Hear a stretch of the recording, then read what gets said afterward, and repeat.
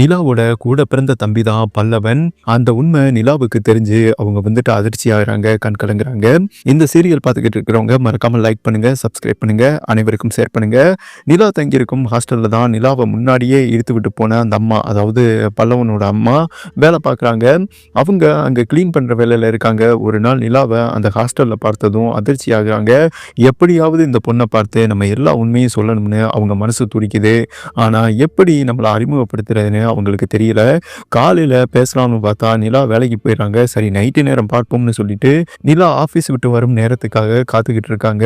அந்த நேரம் நிலாவும் வராங்க. நிலாவுக்கு ரொம்ப டயர்டாக இருக்குது. வந்ததும் படுத்து தூங்கிறாங்க. ரூம்பை லாக் பண்ணாமையே படுத்துடுறாங்க. அந்த நேரம் தான் அந்த அம்மா நிலா ரூமுக்கு வர்றாங்க. நிலாவை பார்த்துக்கிட்டே இருக்காங்க. அவங்கள அறியாமலேயே அழுக ஆரம்பிக்கிறாங்க. நிலாவோட தலையை தடவி கொடுக்குறாங்க. பக்கத்தில் உட்காந்து அவங்களையே அவங்க பார்த்துக்கிட்டு இருக்காங்க. தலையை யாரோ தடவுறதை உணர்ந்து நிலாவுக்கு முழிப்பு வருது. முழிச்சு பார்க்குறாங்க.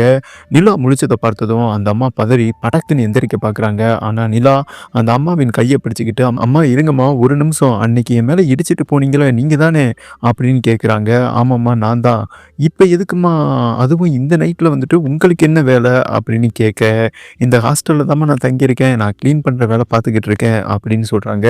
அது சரி, இந்த நைட்டில் வந்து என்னைய பார்க்கணுன்னு உங்களுக்கு என்ன அவசியம், அதுவும் என் பக்கத்தில் உட்காந்து என் தலையை தடவி கொடுத்துக்கிட்டு இருக்கீங்க, என்னாச்சு உங்களுக்கு, நானே உங்களை பார்த்து பேசணும்னு இருந்தேன், ஆனால் நீங்களே என் ரூமுக்கு வந்து என் பக்கத்தில் உட்காந்துருக்கீங்க, எனக்கு ஒன்றுமே புரியலை. அந்த அம்மா நிலா நல்லா இருக்கியாம்மா அப்படின்னு பேசிக்கிட்டு இருக்கும்போதே கேட்க, நிலா ஆச்சரியப்படுறாங்க.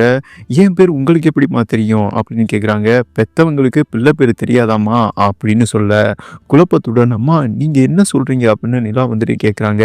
ஆமாம்மா உன்னை பெத்தவளே நான் தாம்மா. இதை கேட்ட நிலா சாக்காயி என்னம்மா சொல்கிறீங்கன்னு கேட்குறாங்க. அந்த அம்மா உணர்ச்சி பூர்வமா, ஆமாம்மா மனோகரன் உன்னுடைய அப்பா கிடையாது, உன் அப்பா தான் மனோகருக்கே ஓனரு, உன் அப்பா கிட்ட மனோகரன் வந்துட்டு ஒரு மேனேஜராக இருந்தவன் தான், இப்போ இருக்கிற சொத்து புறா உங்கள் அப்பாவுடைய சொத்து, ஒரு கார் விபத்தில் உங்கள் அப்பா இறந்துட்டாரு, இறந்த செய்தியை கேட்டு நான் அதிர்ச்சியாகி கோமாவுக்கு போயிட்டேன், அந்த சந்தர்ப்பத்தை பயன்படுத்தி இந்த சொத்தை பூரா அபகரிக்க உன்னைய தூக்கிட்டு போயிட்டான், உன்னையும் கொன்று இருப்பான், ஆனால் எல்லாருக்கும் சந்தேகம் வந்துடும்னு பயந்து உன்னை வளர்க்க ஆரம்பித்தான், நான் ஹோமாவுக்கு போனதும் என்னைய கேரளாவில் ஒரு ஆஸ்பத்திரியில் கொண்டு போய் சேர்த்துட்டான், சேர்த்தது மட்டும் இல்லாமல் அங்கே உள்ள டாக்டர்கிட்ட இவங்களுக்கு சுயநினைவு வந்தால் இவங்களை ஆளை வச்சு முடிச்சு விட்டுரு அப்படின்னு சொல்லிட்டு ஒரு பெரிய தொகையை கொடுத்துட்டு இந்த விஷயம் வெளியில் யாருக்கும் தெரியக்கூடாது அப்படின்னு சொல்லிட்டு போயிட்டான்.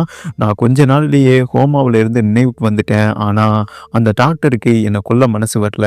என்னதான் இருந்தாலும் அவங்களும் ஒரு லேடி தானே, அதனால நீங்கள் ஹோமாவில் இருக்கிற மாதிரியே நான் பார்த்துக்கிறேன். ஏன்னா அடிக்கடி வந்து அந்த மனுஷன் ஆஸ்பத்திரிக்கு வந்து நீங்கள் எப்படி இருக்கீங்கன்னு செக் பண்ணிக்கிட்டு இருக்கான். அந்த நேரம் மட்டும் நீங்கள் ஹோமாவில் இருக்கிற மாதிரி நான் செட் பண்ணி வச்சிடறேன்னு, நீங்களும் சுயநினைவு வந்த மாதிரி காட்டிக்கிறாதீங்கன்னு அப்படின்னு அந்த டாக்டர் எனக்கு ஐடியா கொடுத்தாங்க. அது மாதிரியே நானும் இருந்தேன். சுயநினைவு வந்ததும் நான் உன்னை பற்றி அந்த டாக்டர்கிட்ட கேட்டேன். அவங்க உன் குழந்தை அவர்கிட்ட தான் வளருது, ஆனால் குழந்தைய நல்லா தான் பார்த்துக்கிறான், உன் ஹஸ்பண்டோட சொத்துக்காக உன் பொண்ணுக்கு எதுவும் செய்ய மாட்டான், அதனால் உன் பொண்ணை பற்றி நீ கவலைப்பட வேணாம் அப்படின்னு என்கிட்ட சொன்னாங்க.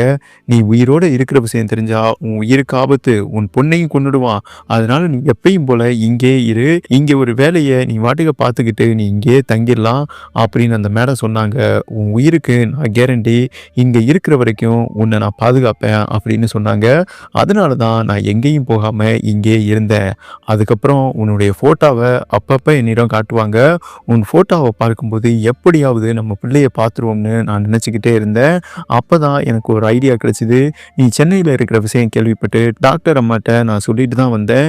எப்படியாவது என் பொண்ணை பார்த்துட்டு வந்துடுறேன். 1 மாதம் 2 மாதத்துக்கு நான் இங்கே ஏதாவது ஒரு வேலையை பார்த்துக்கிட்டு இருந்தால் தான் என் பொண்ணை பார்க்க முடியும். ஏன்னா என் பொண்ணு இருக்கிற இடம் எனக்கு சரியாக தெரியாது. அதனால் நான் இங்கே எங்கேயாவது ஒரு இடத்துல வேலை பார்த்துட்டு என் பொண்ணை பார்த்து எல்லா உண்மையும் சொல்லிவிட்டு நான் மறுபடியும் முடிஞ்சா இங்கே வந்துடுறேன் அப்படின்னு சொல்லிட்டு வந்தேன். அதுக்கப்புறம் தான்மா இந்த ஹாஸ்டலில் நான் வந்து தங்கினேன். இந்த ஹாஸ்டலில் தான் உன்னை பார்க்குற நிலைமை ஏற்பட்டுச்சு. நீ நினைக்கிற மாதிரி அந்த மனுஷன் நல்லவனும் கிடையாது. அவர் நம்முடைய சொத்துக்கு ஆசைப்பட்டு தான் உன்னை இவ்வளவு தூரம் வளர்த்ததே. அவன் மகா மோசமானவன், அதாவது மனோகரு. நான் உயிரோடு இருக்கிறது தெரிஞ்சா கூட நம்ம 2 பேத்தையும் கொல்ல கூட தயங்க மாட்டான். இதை கேட்ட நிலா ரொம்பவே ஷாக்காகிறாங்க. அப்போ என்னை பெத்த அம்மா நீங்களா அப்படின்னு கேட்குறாங்க. உன்னை பெத்தவளே நான் தாம்மா அந்த அம்மா சொல்கிறாங்க. உடனே நிலா ஓடி வந்து அம்மானு கட்டிப்பிடிச்சு அழுதிக்கிட்டு இருக்காங்க. ஒரு தாயும் மகளும் பல வருடங்களுக்கு பிறகு சந்திக்கிற அந்த தருணம், இருவரும் ஒருவரை விட்டு பிரிய மனம் இல்லாமல் அப்படியே அமர்ந்து அழுதுகிட்டு இருக்காங்க. கொஞ்ச நேரத்துக்கு அப்புறம் நிலா கண்ணீரை துடைச்சிட்டு தான் போன் எடுத்து அதுல இருந்த பல்லவனோட போட்டோவை அந்த அம்மாவுக்கு காட்டுறாங்க. அம்மா, இந்த பையனை பார்த்தா உங்களுக்கு ஞாபகம் இருக்கா? நீங்க இந்த பையனோட இருந்திருக்கீங்களம்மா? இந்த பையன் யாரு?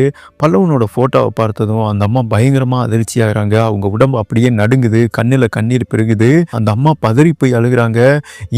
இவன் தாமா உன்னோட தம்பி, இவனை கொன்னுடுவாங்கன்னு பயந்துதான் நான் இவனை ஒருத்தர்கிட்ட விட்டுட்டு வந்தேன். நிலா குழப்பத்துடன், யார்கிட்டமா விட்டீங்க? நீங்க என்னம்மா சொல்றீங்க? எனக்கு ஒண்ணுமே புரியல. அந்த அம்மா, நான் இவனை கொண்டு போய் ஒரு நல்ல மனுஷங்கிட்ட ஒப்படைச்சேன். அவர் பையன் சேரனும் ரொம்ப நல்ல மனசு.